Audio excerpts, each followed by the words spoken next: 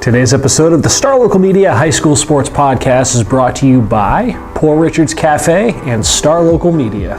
Poor Richard's Cafe, Plano's oldest restaurant since 1973. They are open daily from 5:30 a.m. to 2:30 p.m., serving the three most important meals of the day: breakfast, lunch, and dessert. It is true Texas home-style cooking made with love and grit. That is Poor Richard's Cafe, located off of Avenue K in Plano.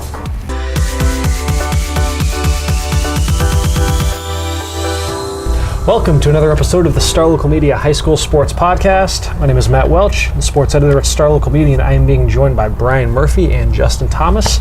Let's see, guys. We are recording this on Wednesday, so just to kind of set the stage, we are right up against the, I guess this is the eve of the high school softball playoffs, and I guess Friday will be the final night of the baseball regular season, so we're right around that juncture of the year when the coaches will get together and vote on the all-district lists, and that means many a heated discussion over the biggest accolade of them all, the District MVP Awards. So let's use this time to let's predict our own district MVPs for both baseball and softball seasons. So we'll go district by district, 6A and 5A, and we'll even squeeze in a student athlete spotlight interview with Plano West star Tatum Boyd in the process. So let's start over in 6A. Let's start in Region 1, Justin, with District 6A, Louisville ISD Capel. I don't know how you pick a district MVP on the baseball side of things. Yeah. Just because, you've got, between Flower Mound, Capel, and Marcus, some of the best pound-for-pound programs in the state. Definitely. You got two guys that won MVPs of their district last year back, too, and Hudson Polk from Capel and Blake Mayfield for Marcus. I think Mayfield's definitely going to be in the hunt again for the Marauders. In these MVP talks, a lot of times you almost have to skew it to guys that pitch and hit if those guys are available, and this district has a couple of them that fit that bill, and Mayfield is one of them. He obviously, as I just mentioned, was the MVP last year. He's doing it again for Marcus. He's hitting right about 400, I think 389 or something. So he hits leadoff or third or fourth, so right at the top of the order, and then he's been one of their two dominant starters throughout district, along with Tyler Morgan.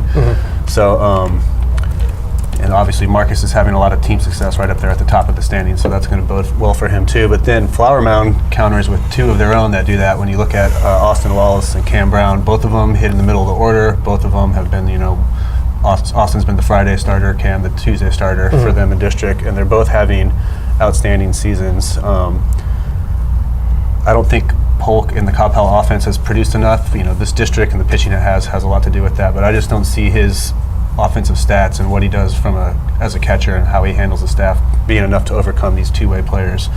Cam Brown's had a really good year, but I think even though they're not might not be the district champs, Flower Mound, they've been up there the whole way, and when you look at Austin Wallace, he's just having a terrific season. He's got a hit in every game but 3 in district. He has 12 RBIs in district, and here's his pitching performances in district.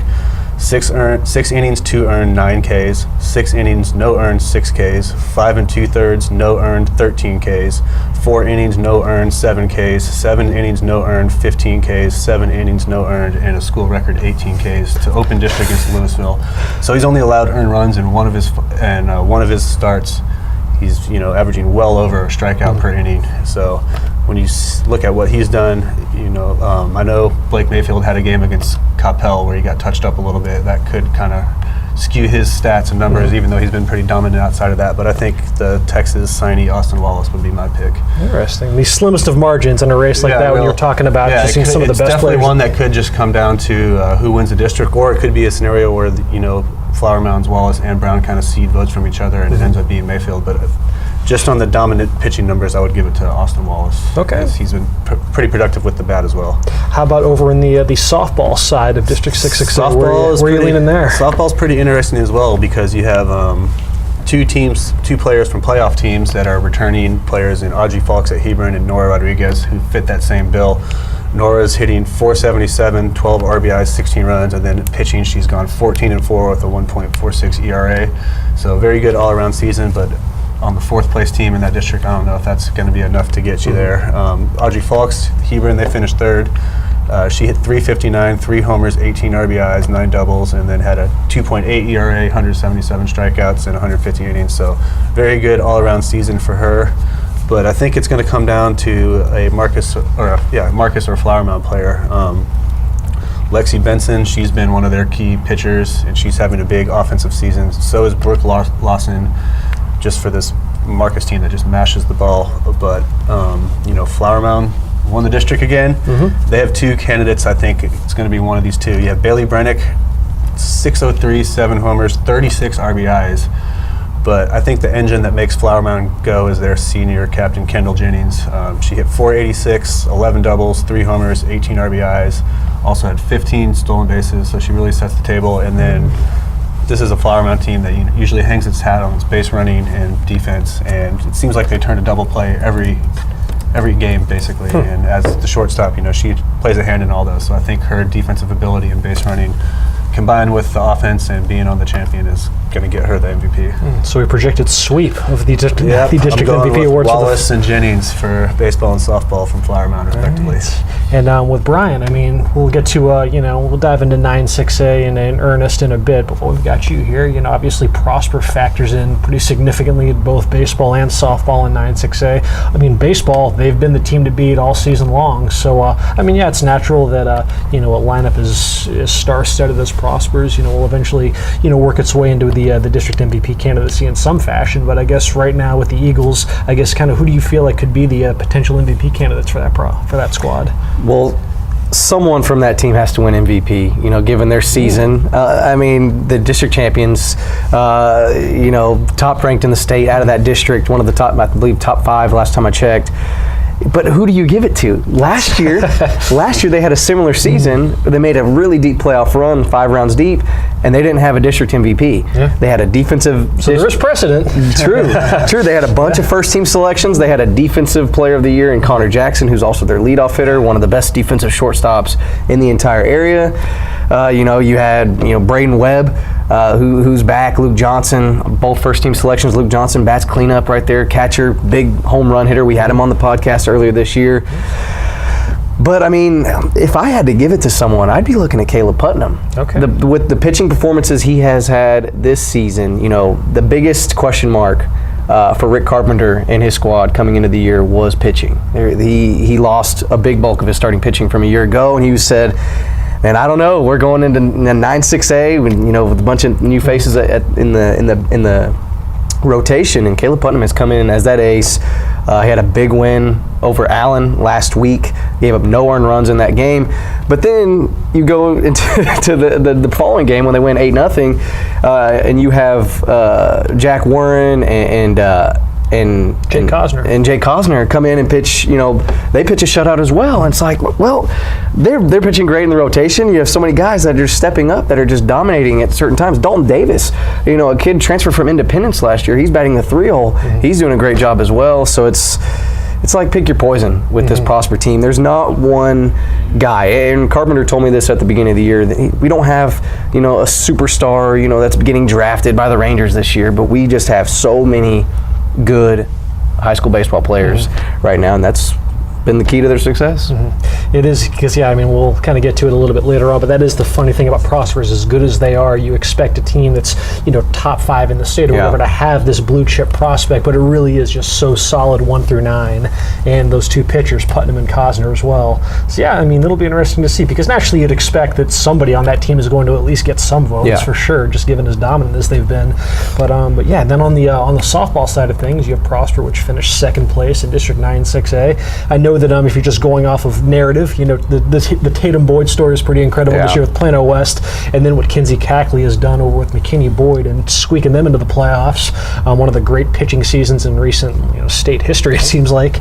But nevertheless, they'll Prosper, arguably the best offense in that district. Who do you foresee, working their way into the MVP conversation with the Lady Eagles? When you think of that offense, you think Julia Bumford. Mm-hmm. She leads that team with 8 home runs. She had 7 a year ago, 8 doubles. She's at 8 home runs, 6 doubles right now. She's only committed 1 error in the field as well. You think of Gabby Coffey behind the plate.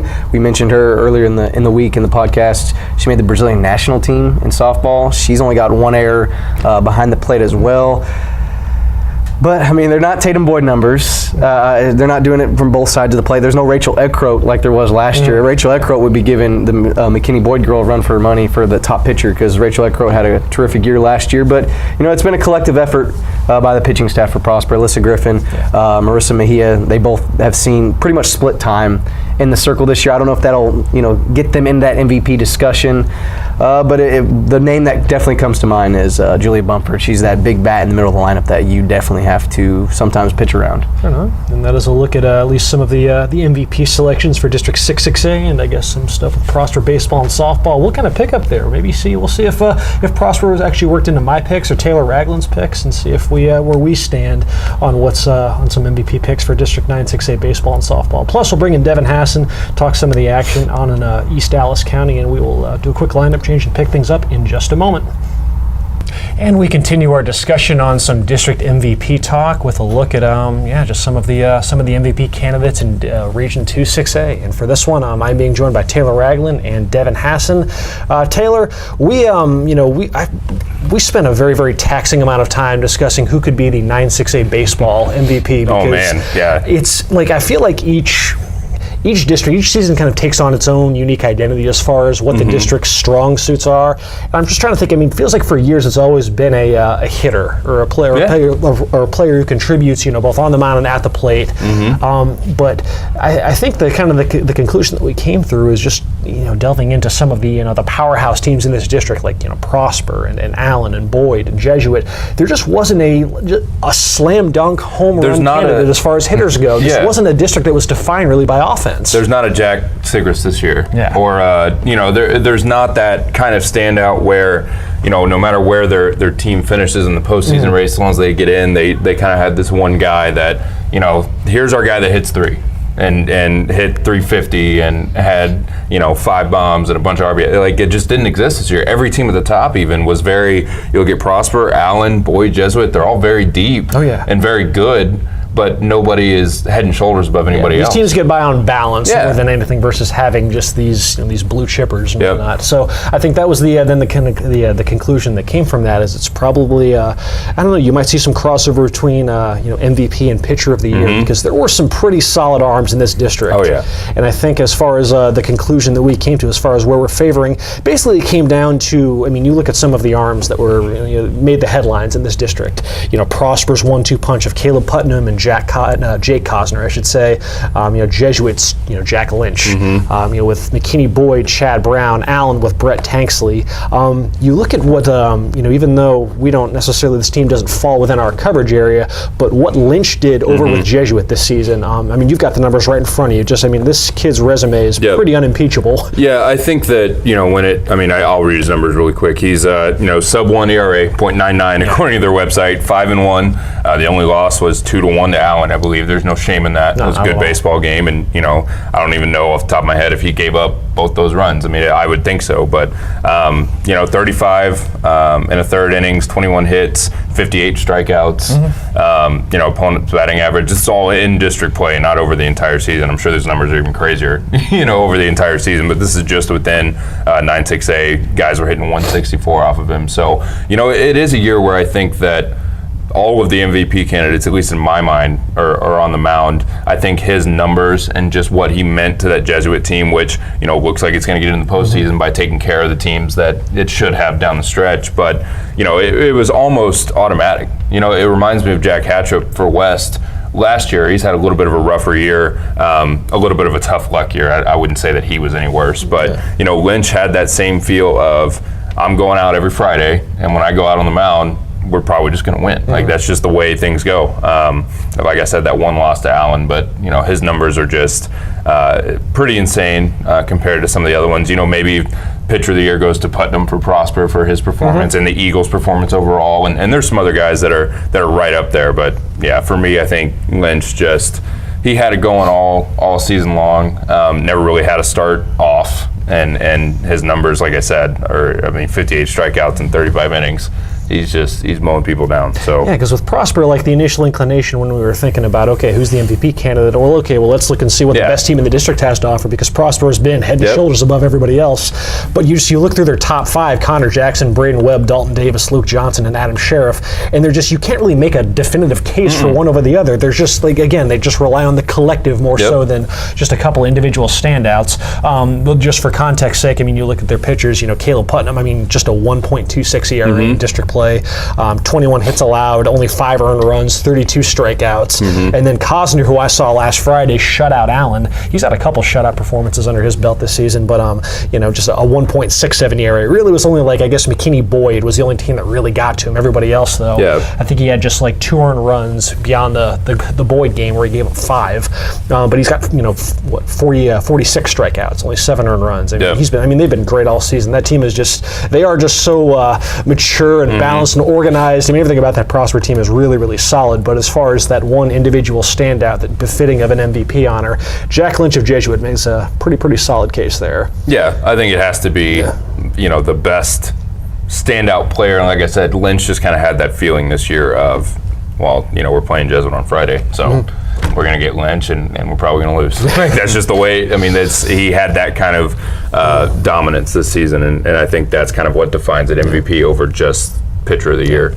With softball, though, it feels like there was arriving to this conclusion didn't require as much legwork. No. It feels like this has been a kind of a 2-horse race all season long between Tatum Boyd over at Plano West and Kinsey Cackley with McKinney Boyd. I mean, with Tatum, the narrative is all too poetic. A team, she got injured last season during district play, missed the majority of the district schedule. Plano West, a young Plano West team, suffered for it, missed the playoffs.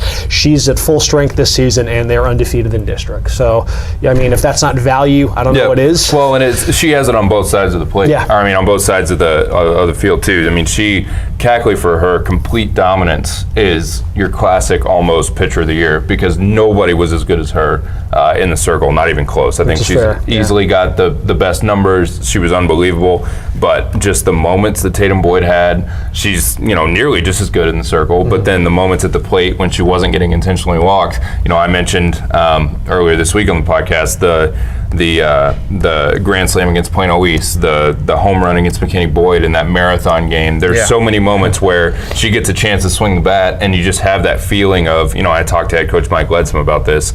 She's one of those players where, like the East game, for instance, she comes up, bases loaded, 2 outs, and it was almost like everybody just knew what was about to happen. Like, she's one of those players where it's like, yeah, of course she's going to just hit a grand slam here and we're going to be done. We're going to move on. But yeah, I think just her overall contribution, how evident it is, the difference she makes for that program from season to season. I think it's she's the unquestioned MVP in my mind for sure. Because those numbers for Cackley are nothing to snuff at either. Oh, they're incredible. Is 0.59 ERA, almost 400 strikeouts, an opponent batting average of 0.1. Yeah, it's incredible. I mean, it's nuts. And having got to see her last week against Plano Senior, it is no joke. She is absolutely terrifying. Unanimous pitcher of the year, not close. But just Boyd's, everything that Boyd brings to that program is pretty insane. Devin, how about you over in District 10 6A, between what Saxey and Wiley were able to do on softball? I mean, where do you feel like the district MVP is going to go? Typically these things do go to the best player on the best team, and that would be Wiley. But Wiley, sometimes that cancels each other out too when you have legitimate stars. I mean, Annie Gunther, their outstanding pitcher, a 1.03 ERA, just a lockdown, solid arm. Isabella Dayton is one of the best hitters in the area. She's hitting better than 600. Rylan Wiggins, provides that power in the middle of the lineup. But I think Wiley, top to bottom, is an outstanding all-around team. So is Saxey. But I think that Maddie Boyd, who won the district MVP last year, is a top candidate once again to repeat. I mean, she had an instant, for a Saxey program that it was good, she was great as a sophomore. I started playing as a sophomore at Lovejoy before she transferred over to Saxey. And she had a big impact, over at Lovejoy for a couple of years. And I think, we talked about the all-around, people who can contribute and be impact players both on the mound and at the plate. And Maddie Boyd is certainly one of those. I mean, she's got 142 strikeouts in 79 innings, 2.38 ERA. At the plate, she's hitting .627, which is, I mean, when you look at that, it kind of, wow. But she's still got power, 6 home runs, 14 doubles, 45 RBIs. Again, she hits in the heart of that lineup. And I just think her impact, both on the mound and at the plate, I think she probably gets the nod, just because, Wiley is top to bottom there. They have a lot of candidates for us. I think Saxe, for as many good players as they have, Maddie Boyd kind of stands above the rest in terms of these MVP discussions. How about over in the baseball district for 10-6A? Each one of the 4 playoff teams kind of has that same type of player we're talking about, outstanding pitcher and outstanding at the plate. Each of them have a very legitimate candidate. Rowlett, Ethan Green, who was the Offensive Player of the Year last season, has taken on a heightened role on the pitching staff this year, and he's excelled. Ben Van Manen over at Naaman Forest is their go-to ace that, I think he lost once to Saxe this year, but he's been kind of a lockdown guy otherwise. Dylan Hill over at Lakeview has kind of played that same role. But Saxe, is the top dog right now, and Chase Alford has been outstanding for them this year. 0.56 ERA, 56 strikeouts in 50 innings, so a little over 1 per frame, and he's also hitting .415. Leads the team in batting average, leads the team in RBIs, and just done a little bit of everything for what's been the best team in the district, and so I think Chase Alford is your 10-6A MVP. With over in 11-6A, that's a district that is a bit more dominated by the Rockwall area of programs and whatnot. But with Mesquite Horn, which is, I believe, they're in the playoffs in softball. They're currently in 4th place in baseball. So kind of how do you see the MVP race shaking up in that district? It's Rockwall and Rockwall Heath. Have a lot of outstanding players. I mean, Samantha Bean, Reagan Swindell, Paige Harris, Lexi Coward over at Rockwall, Tristan Court, one of the better hitters in the area, as well as Shelby Curtis, an outstanding pitcher over at Rockwall Heath. Horn is a balanced unit. I've talked about Taylor Thompson and whatnot. Now, in the top of their order with Leah Deaver, Tabitha Borden, Megan Youngman, players like that. Honestly, if I had an MVP vote right now, and it's kind of hard to say because I don't see a lot of these teams playing on a consistent basis, but Kennedy Cameron, the outstanding pitcher out at Longview, this is a Longview team. It's hard to peg because they're 3 hours away basically. But Kennedy Cameron is a 3-year starter, and she's been dominant on the mound. And they handed Rockwall the district champion, their only loss back in the 11-6A opener. And I just think she's also one of the better bats.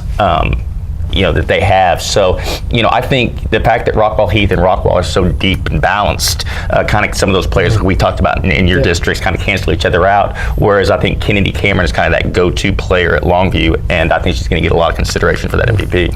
Plenty of worthy candidates over in our 5A schools as well, and we will, I guess, pick that up with a look at Region 1 5A, which I'm guessing is going to feature a pretty spirited debate between Jada Coleman and Lauren Lucas as far as who will get bragging rights in District 8 5A. We will touch on that in just a moment. Today's podcast is brought to you by Star Local Media. 14 newspapers and websites with a print distribution of 270,000 homes and monthly page views of 600,000 online. Star Local Media, your community voice for news. And now, let's get back to the podcast. How's it going, everybody? This is Taylor Ragland out here at Plano West, out at the softball field with senior star Tatum Boyd. You guys were undefeated in district play, getting ready for the first round of the playoffs. A little Tuesday practice here. So, I guess the big question for you, Tatum, is, you missed a lot of last season with an injury. I know it was kind of a personal redemption thing that you wanted to come back and use your senior year to try to get back in the postseason. So, how much fun has it been to help engineer this undefeated run and be healthy and really kind of make some pretty special memories this year? Last year it did suck. I did get hurt right at the beginning of district, and I missed the majority of it. But I think that really helped me get stronger mentally. Sitting on the sidelines, I think I learned a lot, and I was able to use that this year. It was definitely a big motivation factor coming into this year. It's my last year, and I just feel like this team is got it, and I feel like everyone believes in one another, and we all have a lot of confidence in each other, and it's been a blast. when you say this team has got, it kind of that X factor, what really do you think sets this team apart from, your previous high school experiences? We got a couple more freshmen this year, and I felt like they might have been the missing puzzle pieces. I feel like our team chemistry is awesome this year. Everyone gets along. We don't have any problems within the team, and I think that's a big part of winning is team chemistry and just everyone having fun together. Obviously a pretty small core of seniors. You can see there behind you, but an impactful one. So as a group, what have you guys kind of done to really lead the way and try to take on a little bit of that kind of leadership identity, the four of you guys? We just try to be an example on and off the field. Michaela and Shelby both do a really good job communicating with everyone, and me and Elisa are kind of more of the on-field leaders, I'd say. So we both kind of have our different roles that we take. You and Elisa, have been teammates throughout the high school experience. She's just as much a veteran as you are and been around for pretty much the entirety of y'all's experience on varsity. So, what kind of relationship do the two of you guys have, and how special has it been to kind of go through this process with her? We've been on the same club team too since 8th grade. So I've played every game with her the last 5 years of my life. So just getting to have her behind me every pitch, it's kind of a security blanket. I always know she's got my back and I have hers. And we've been best friends on and off the field since then, so it's awesome. Kind of moving into the postseason, obviously, like I mentioned, the undefeated run through district and a tough district at that. Some tough games and some close ones and some narrow victories, yes, for sure. But now it's time to kind of refocus on the secondary goal, which is postseason run. So what's that process been like of trying to kind of erase the undefeated season and realize that this is a new season? Just kind of sticking to what we've been doing. Practices look a little bit different. They're a little bit shorter, and we're able to focus more on one specific thing every day. There's no JV out here, so there's less people and a lot more focus to the smaller things. So that should help a lot. You're a big part of the team success and in the circle and at the plate, at least when you get a chance to hit. I know you've also been walked a pretty significant number of times this year, but what do you think is kind of the identity of this group and what really makes you guys tick and how you guys plan on winning some softball games in the postseason? Like I said, just the team chemistry, just continuing to work together and shaking off little errors and stuff and not letting them come back to hurt us along the way. And just having fun. It's a one-game playoff in the first round. Those are always, it's win or go home right from the beginning. There's no do-overs. So, right. What do you guys expect out of your first-round opponent, and what are you guys kind of keying in on for your game Thursday?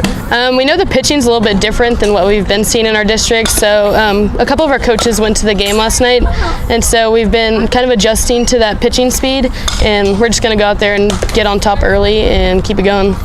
I guess kind of the last thing is, your senior season, opportunity to make some more memories. But, on one hand, what do you already think you'll remember about this season? And then what's kind of your goal and your expectation and hope for more memories to be made to come in the postseason?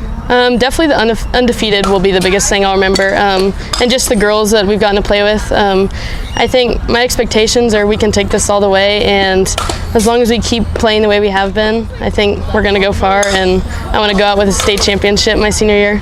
Absolutely. Well, thank you, Tatum. That's all out here from Plano West. The softball playoffs obviously get under later this week, so we'll continue talking about that on the podcast, I'm sure, but that's all out here from Plano West. We'll get back to the podcast, and thanks again, Tatum. Thank you. Welcome back to the Star Local Media High School Sports Podcast. Thanks again to Tatum Boyd for joining me. I was there, now I'm here in the host seat for a little 5A Region 1 talk with Brian Murphy, Justin Thomas. In 5A Region 1, at least around here at Star Local Media, it's going to be pretty much exclusively 8-5A. We're talking Little Elm, Colony, Lake Dallas, some teams not from our markets, especially in baseball. Our baseball team's not totally decided who will make the postseason out of 8-5A yet, but definitely no district champion with Denton kind of running away with things over there. So let's just get right into it. Let's get into it with baseball. Like I mentioned, Denton is kind of the leader of the pack. They've lost 2 games. Did Little Elm get them once? They did. So Little Elm got them once. Lake Dallas got them once. The MVP for 8-5A will likely come from that team. 10 or 11-2 heading into the last game of the season, something like that. So I guess we can just kind of talk about, for our respective teams, who stood out, who was important, who kind of engineered some success, because we do have some teams having some success. The Colony's had a down year, lacking pretty much any returners. But Little Elm and Lake Dallas are right there in the mix, especially Little Elm right pretty much underneath Denton. So, I guess I can get mine out of the way, I guess, because the district MVP is not coming from Lake Dallas this season. They're still right there on the postseason bubble, still yet to be decided. But, if I had to choose somebody that really drives Lake Dallas, it's the same guy that drives their football team. It's Ryan Depperschmidt. He leads off for them, plays the outfield when he's not pitching. He's their ace, their Friday guy when he is on the mound, and that would easily be Lake Dallas's MVP. But like I said, they don't have a dog in the fight for the MVP race. But Little Elm, there might be a case for somebody over there. Depperschmidt, though, if we would have had a pick prior to the season, MVP season picks, I would have actually picked Ryan Depperschmidt. He's the last two seasons he's been Offensive Player of the Year in his respective district. He's taken over that role of ace with Mason Meeks gone. Mason Meeks was absolutely freakishly dominant. Obviously not around at Lake Dallas anymore. He's on doing his work in college and all that good stuff. But Depperschmidt slotted right into that role, just a true competitor, two-sport athlete. So that would have been my pick probably, because I think I had Lake Dallas contending for a district championship, maybe winning the district championship, and that hasn't panned out. Denton kind of, they're outside our coverage area, so it's tough for us to kind of predict some of those teams sometimes. But, they've obviously got something going on. But, Depperschmidt was a preseason favorite for sure. Still, I would say, obviously, the most valuable person to Lake Dallas, but, not going to be in that conversation, I wouldn't think. Maybe, for another superlative or who knows, but that MVP award, I would imagine, is going to go to a Bronco. But, like I mentioned, Little Elm, maybe they have something to say about that. You mentioned two-sport athletes like Ryan Depperschmidt. Logan Kohler. He used to be a two-sport athlete. He was a quarterback his sophomore and junior year. Now he's just sticking to baseball because he's pretty good at it. He's going to OU for a reason. He's been committed since his freshman year. He's easily one of the best baseball players in the area. Right. He's their best offensive player, one of their better pitchers as well. He's kind of been a starter, been a closer. He's kind of a hybrid role on the mound. Leads the team with 5 home runs, 11 RBIs. He's got a sub-1 ERA. He's got 4 wins on the mound this season, 36 strikeouts. Did I mention he's going to OU? I mean, he's a stud. He's hands down that glue and that leader of that team, vocally and with his play on the field. And he's been a big reason why they're going to finish second in that district. I have not seen Denton play this year. I don't, other than some box scores and some stuff like that. I don't know who their clubs. I don't know who their. I've seen him once. I saw that loss to Lake Dallas, which is kind of tough to evaluate because Ryan. It was a who stood out. It was off day. Yeah, it was a rainy day, raining off and on. Depperschmidt had a good day. The final score was 2-1, and it was 1-1 all the way up until the 6th. So it's tough to determine something like that. No MVP performances in. I would. Their shortstop, I can't remember his name off the top of my head, but he had a little something on the play that actually put Lake Dallas ahead for good. It was an infield hit, and he almost pulled off. Just an incredible highlight reel. It was a top 10 play, just for the fact that he was able to field it in the hole and get up and make the throw. And it ended up being a base hit, but he's got something. So I can look. So shout out that guy. Yeah, shout out shortstop for Denton. It really bugs me. I can't remember his name because I wrote and Max about Preps it. doesn't have the roster. I wrote about it in my story, but It's like the old school video game. Yeah. Shortstop. Yeah, shortstop. But in any case, they have some talent, obviously, to be able to be, as I mentioned, 10-2 heading into this week. Does Reese Parker ring the bell? Does that might be him? That might be. Yeah, that sounds right. Shout out Reese Parker. Yeah, that sounds right. A senior. Yeah, I think that's his name. But like I said, in any case, 10-2, and kind of run away with it. Little Elm 7-4, and then just a huge jumble of who knows what's about to happen. 4 5-win teams coming into this week, and still a lot to be determined with the rain. I don't think Lake Dallas got their game in earlier this week, so it's going to be all over the place. But I mentioned kind of the down year on the diamond as far as baseball is concerned for the Colony, but I know for softball, pretty predictable, and a pretty predictable MVP candidate for the Lady Cougars over there. We have a couple of them actually, but Yeah, you look at Carly Charles and what she's done in the circle, the Iowa State signee. How about 27-1 on the year with a 1.12 ERA, 202 strikeouts and 162 innings. So shout out to Carly. You know, in some districts, pitching-wise, that would be enough to maybe get MVP honors. But when you have a teammate like Jada Coleman, it's going to make it tough to do. Jada, you know, she was two-time MVP, All-American, playing on the Olympic training team and everything. One of only 2 juniors in the whole country to get picked to that team. And she's doing it again, doing everything. She's a wizard in the field, a rare left-handed shortstop with a .993 fielding percentage. And you know, she's not out there just making the routine plays either. You know, she makes the web gem type plays. And then when you look at what she does offensively, .694 average, .726 OBP, 1.12 slug, 40 steals, 5 homers, 53 runs, 26 RBIs. Like, she really does it all. And I don't think you can account for like the pressure that she puts on opposing defenses in position and pitchers from that leadoff spot. Like, you know, I'm pretty confident that if, you know, she was hitting the middle of the order and was, you know, sandwiched between some good hitters instead of the leadoff spot and seeing more pitches, she would have more than 5 homers because she has, you know, both opposite and pull power. But she still has some studs hitting in that lineup. She does. Though. She definitely has good hitters behind her, but I think just she doesn't. I mean, teams walk her from the leadoff spot. Do you think that'll hurt her in her case for MVP or help her? I think it hurts her power numbers, but I think that the teams that vote, the coaches that vote, know what she does and what she brings from a fear, not just numbers, but from just an intimidation. It's almost like and just the pressure she puts on the defense. A single is almost guaranteed triple with her stolen bases.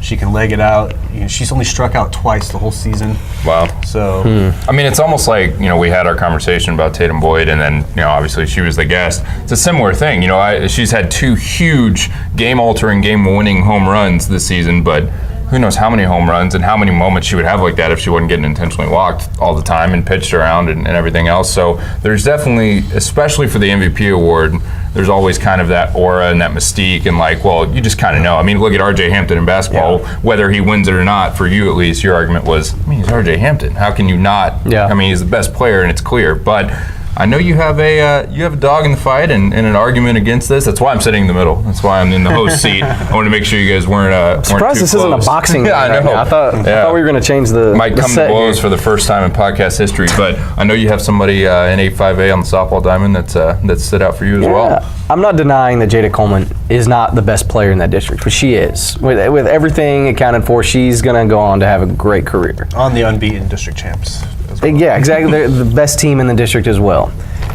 But when you talk about most valuable player and a player that does so many things, I know Jada Coleman does a lot of things defensively and at the plate.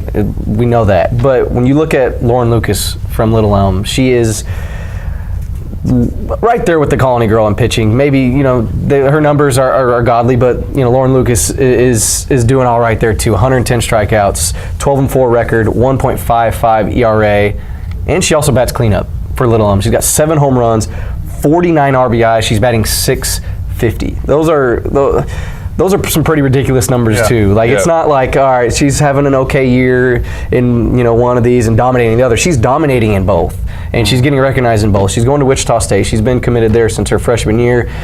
And in any other district, any other 5A district, she is the MVP. But this one, it's most likely going to go to Jada Coleman, and you know, she is the best player. And it's not just because of who she is and, you know, what she's done in the past. She's still doing it now.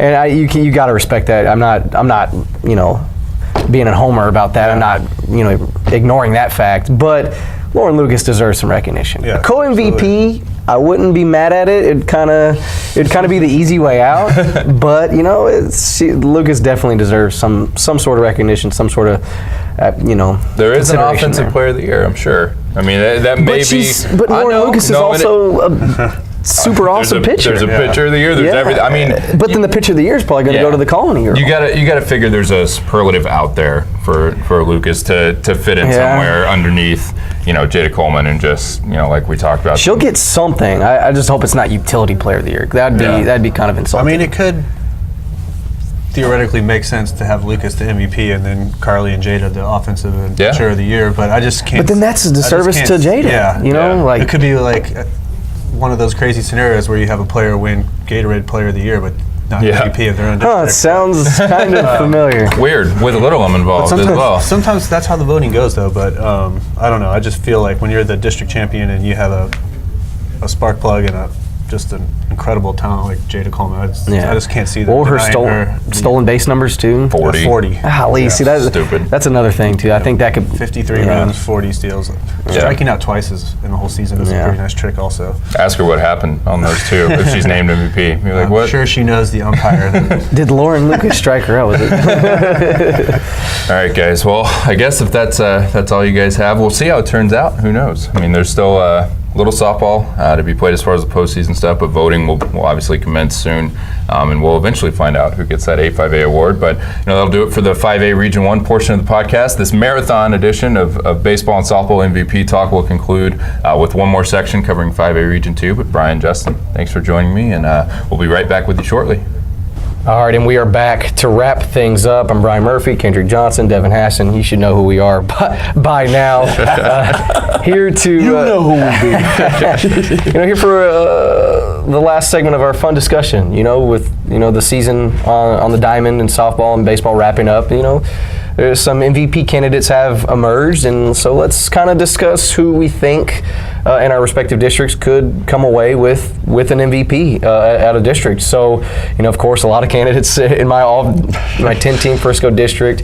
McKinney North, they're doing big things in 10-5A. Of course, with all your mesquites and everything, West Mesquite, Mesquite Poteet, and whatnot over there, and then in that district, I believe with Tyler's and who's on that? This is Forney, Kaufman. Ooh, Forney. Okay. Yeah. Forney. Okay. Forney, yes. See, I got my East Texas schools kind of mixed up. Yeah. But yeah, so let's start with baseball. So I know you're in that district with Forney, a team that went to the state title game a year ago. Their two stud pitchers are gone, but do they still have those MVP caliber candidates, or someone else to dethrone Forney from that ranking? Forney is in first place, but it's not the same Forney we've seen the last couple of years when they had the two aces that were so dominant. In fact, they got beat by Kaufman a week ago. They were pushed by Poteet. They were able to hold on and win that game 9-8. They were pushed against North Forney in a 14-11 loss. So just by hearing those scores, you can tell they don't have the same pitching depth that they've had in years past. Now they do. Austin Ream was their third guy last year, who's taken on the ace role. And I saw him pitch against Prosper in Game 3, and Prosper felt really good about that because Childress and Englert, they pitched games 1 and 2. Prosper took it the distance Game 3. Prosper had their ace, and then they had their third pitcher, and he pitched a Jim. Yeah. And he wanted for him, and that was their third guy. So it makes sense that he's now their ace. Yes, and he's very capable. And again, that's the thing about a series, though, is obviously if you can get past him, they don't have that same quality depth. But I think they're still in first place, and I think the MVP is probably going to come. It could be Austin Ream. He's just a very good all-around player. But I think in the consideration too is Stephen Fink from Poteet. He's a kid. He threw no-hitter against West Mesquite 2 weeks ago. He's their best hitter. He hits to the 3-hole. He's got some pop in his bat, and it may be a case where if you look at a team like Forney, there's a lot of guys that kind of spread out, the quote-unquote vote because they have several guys that are candidates. Where I think a guy like Stephen Fink, just for what he does on the mound as well as what he does at the plate, is certainly a contender for that 13-5A MVP. So moving over to Frisco, lots of candidates here, but year in and year out, you can always count on Wakeland being that top dog in baseball. And once again, they're right there. We're filming this on Monday. They play tonight. So either way, they have the district title locked up at 15-1 at the moment. The second place team right now is Lone Star at 11-5. So logically, you'd think the MVP would come from Wakeland. So last year, they do have the reigning district MVP, J.D. Gregson, who won it last year as a sophomore. He's their cleanup hitter again as a junior. Catcher, leads the district in home runs. Makes sense. Give it to him again. Hunter Pinnell is leading that team in batting almost 500 on the year. You could maybe give it to a guy like that. Then you also look, there's Ryan Bogus, pitcher and infielder for Lone Star, on the team with second best record. He's going to Oklahoma State. He's having a great year on the mound, on the field, at the plate. He's another candidate for, to get maybe in consideration for district MVP. But you got to think it'd go to somewhere from Wakeland. No offense to any of the teams from Reedy, Independence, Heritage. All three of those teams still fighting for the last 2 playoff spots there. Should be interesting down the stretch. But yeah, it's got to go to someone from Wakeland. And kind of a similar scenario for you, McKinney North. They're leading the pack in 10-5A. There's a collection. No one said they don't have a star on the softball side. You got somebody like Caitlin Dillerheim. She's played 3 sports, but in softball this year she's emerged as We're talking baseball. Talking baseball. Baseball. Okay, baseball. we can talk. We can talk softball here. That's easy. They're tied for first, so they could be first or second, but they're definitely, as they say in the streets, they're in that thing, aka the playoffs. But the guy's been Isaiah Rhodes, is a Southern Mississippi commit. He's thrown 2-1 hitters. He's been solid in district. I think he's won 4 games and gotten 2 no decisions, and he's definitely the key guy. He's a guy that you have to see pitch because you watch him. He doesn't throw it terribly fast.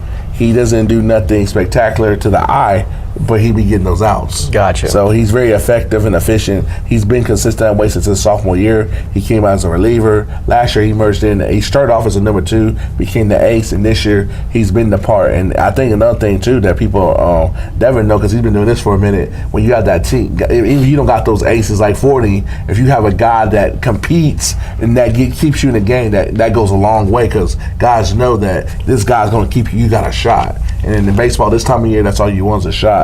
So that's why Rhodes gets my MVP nod, because he's been very efficient, but to get his team back to the playoffs and hopefully in a district title after not making the playoffs last year. What about McKinney North softball? McKinney North softball, we got multitude. We got Lauren Ledbetter, Kaden Dearheim. I was like, what is your flavor? Dearheim, she pitches and she as hitting in district. She batted over 400. She had 15 runs, 15 RBIs. You got Paige Capel, who's also a pitcher and a outfielder. But if I had to get it, since y'all want to put me to the gun, I'll give my vote to Sierra Fabian. She is the straw that stirs the drink. She scored 20 runs. She's got 14 RBIs. She's hit 3 bombs, and she's batted 600. Okay. So I want somebody to do a little everything. Solid. And then when she gets on base, she's getting home, because a lot of people are pitching around her. Because as you know, in like 5A, you have 1 or 2 bats that can carry you too. Now, what about it over there in the softball landscape in your neck of the woods, Devin? It's there's some very good players. Poteet, Holly Hanahale is hitting 550 this season. She's really kind of the catalyst that gets their offense going for a playoff-bound team. North Forney's got an outstanding player, Savannah Gunn, but when you're talking 13-5A, it does begin and end with Forney, the defending state champions. You got someone like Skylar Shaw, who's hitting 540. That would be the MVP number in a lot of districts. And then Savannah DeRoche. Yeah, that's what I was saying. I was going to say Trinity Cannon is hitting 650 with 12 home runs. 12. And again, that would be MVP. Those are MVP numbers. Oh, yeah. But you mentioned Savannah. She can do it. She can do it all. I mean, she's hitting 565 with 11 home runs. One of the top power hitters in the state. But she's their ace. But also she's the ace. She's got a 1.05 ERA. She's got the skins on the wall from that state title run a year ago. And with all due respect to the other teams in the district, Forney is just they've given up. They run ruled every game, and they gave up 2 runs in district. 1 run to Poteet and 1 run to Kaufman once. That's the only runs that they allowed. So it's going to come from Forney, and there's several candidates there. MVP. And somebody that I've seen, but I don't cover. Got mad respect for her. Shout out to Jada Coleman. She's rated the #1 softball player in America. All you gotta do is watch her play one time, and you see why. I'm sure. Batting 778. She's a left-handed shortstop, and she's committed to Oklahoma, which I'll tell people if they're not familiar with softball like football. Oklahoma is the Alabama to football. Oh, the Colony guy, Justin Thomas. He's made his case for Jada Coleman for MVP, and deservingly so. And so you mentioned, Savannah from Forney does it all in the circle at the plate. There's a couple of those players in Frisco also. Sure, several. there's plenty, and the first one that comes to mind is Michaela Wark from Reedy. She's batting .597, 35 RBIs, 9 home runs, She has 114 strikeouts. That's MVP caliber right there. But then you also have some heavy hitters coming out of the top two teams from that district. Macy Allen has 8 home runs. Savvy Williams has 7 home runs. She also picked up the win in the circle against Centennial on last Friday. Savannah Williams. She goes by Savvy Williams. So I thought you said that. I'm like so she's another one of those dual threat players defensively and offensively. But Macy Allen, I think, is their overall best hitter. She had a 3-run bomb in that game as well. And then we mentioned earlier in the week in our first podcast, Centennial, they just have so many hitters that are deserving of this award, but it's like, who do you pick? You pick Tatum Wright, you pick Alex Bird, you pick Katie Walsh, 3 hitters in that heart of the lineup that are part of that bomb squad offense. And or do you they have shirts made up? Well, man, they should make playoffs. They might. I might have seen something on Twitter. That would be. They'd have to. You can't waste that opportunity. And then also Lone Star. Morgan Reeve hitting in the heart of the lineup, 8 home runs, 32 RBIs, lots of worthy candidates there. But if you're putting the gun to my head, like we did to you, I would say it would probably go to Michaela Wark just because of what she's been able to do as a pitcher and a hitter, and they're playoff bound. So who knows? It might go to one of the Independence girls since they won the district title. Not sure, but all of them are very, very deserving of an MVP. And whoever we pick, stay tuned because we'll have it on the all-area team later on at the end of the season. Our new star local flavor. Oh yeah, we've been doing it for every single team. Oh yeah. So the inaugural Star Local Media all-area team. Yeah, so that wraps up our MVP discussion for this edition of the podcast. Playoffs tonight, tomorrow, all weekend. We'll see how all these play out on the diamond. Make sure to stay tuned next week. First round playoff reaction. We might dip into some baseball playoff talk next week as well. So make sure to stay tuned for that next week.